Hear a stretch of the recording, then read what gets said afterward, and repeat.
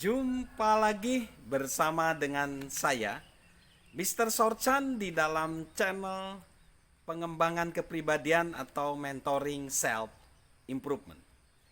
Pada saat ini kita membahas bagaimana kita bisa menceritakan kisah hidup kita dan bagaimana kisah hidup kita bisa bermakna bagi diri kita sendiri dan bahkan bisa bermakna bagi kehidupan orang lain. Nah, kalau kita ingin mengubah hidup kita, sebenarnya kata kunci utamanya adalah tindakan atau bertindak. Kalau kita cuma memiliki pemahaman saja, itu mungkin hanya mengubah pikiran. Namun, hanya melalui tindakan kita bisa mengubah suatu kehidupan. Jika kita bertindak, maka hidup kita akan berubah. Dan perubahan itu akan menjadi awal untuk kita bisa mengubah hidup orang lain. Jim Rohn, seorang pembicara dan pengusaha sukses, berkata, salah satu cara terbaik mengubah hidup adalah dengan melakukan apapun yang muncul di benak kita, dan ada daftar saya seharusnya. Dalam daftar kita itu akan ada tugas apa yang harus kita lakukan untuk membantu orang lain, dan itu akan menantang kedisiplinan kita untuk melakukan rencana kita.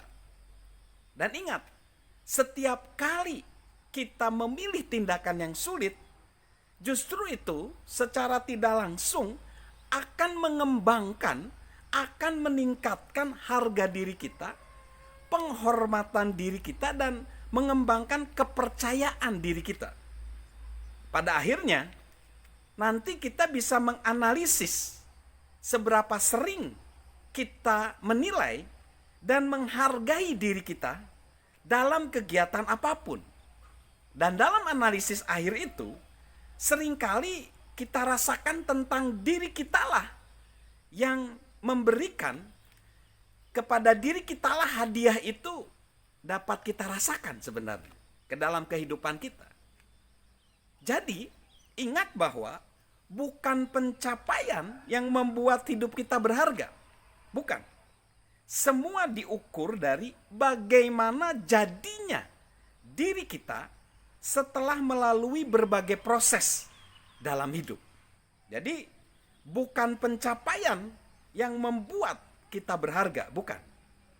Sebenarnya lebih baik kita mengukur itu dari bagaimana jadinya kita setelah melalui berbagai proses dalam hidup. Dan ingat, tindakan akan mengubah mimpi seseorang menjadi kenyataan dan sekaligus memberi nilai pribadi yang tak bisa diperoleh di tempat lain. Nah, jadi itu mengubah. Tapi ada beberapa tanda kalau kita ini mengalami perubahan. Ini tandanya. Yang pertama, kita akan menegaskan kembali nilai-nilai dalam diri kita. Perubahan akan membawa kita menegaskan kembali akan nilai-nilai kita. Tindakan yang kita lakukan dalam rangka mengubah itu akan memperjelas nilai-nilai dalam diri kita dan menjadikan nilai tersebut sebagai prioritas di dalam hidup kita. Lalu yang kedua, kita akan menemukan suara kita. Bertindak akan membuat kita lebih percaya diri untuk berbicara dan menjalani apa yang kita yakini. Kita pun akan mengembangkan otoritas moral dengan orang lain. Lalu yang keempat, kita akan mengembangkan karakter. Orang yang pasif akan membiarkan karakternya dikendalikan orang lain. Orang yang aktif akan berjuang membentuk dan menjaga karakternya. Mereka akan tumbuh dan berkembang berkat usahanya. Lalu yang keempat, kita akan mengalami kepuasan batin. Kepuasan akan muncul, akan timbul seperti yang kita inginkan. Kepuasan akan tercipta ketika tindakan selaras dengan diri kita. Nah, ini menarik.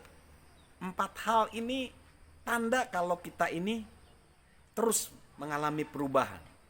Tapi yang terpenting lagi, ketika kita harus mendedikasikan hidup kita untuk orang lain.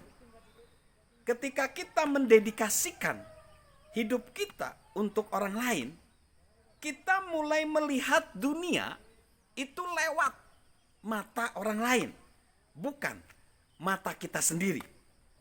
Hal ini akan menginspirasi kita untuk melakukan lebih dan berpartisipasi dalam banyak hal. Kita tidak sekedar peduli, tapi kita jadi menolong. Kita tidak hanya adil, namun kita juga jadi murah hati. Kita nggak sekedar lagi bermimpi, tapi kita juga bekerja. Kenapa? Karena kita ingin menciptakan perbedaan.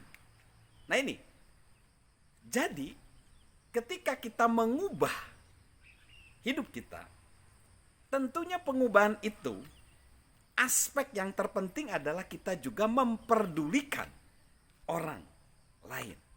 Jadi, jika kita ingin hidup yang lebih baik, yuk kita rencanakan kisah kita. Hasilnya dapat bisa menjadi sangat luar biasa loh. Kita bisa saja menginspirasi orang lain, membawa kebaikan bagi dunia. Namun tentunya pencapaian ini bukan hal mudah. Kebermaknaan itu, hidup yang bermakna itu rumit. Seringkali tidak nyaman. Luar biasa memang. Luar biasa tapi tidak nyaman atau di luar hal-hal yang biasa. Kadang kita bisa kecewa. Baik kecewa karena diri kita sendiri atau kita dikecewakan oleh orang lain.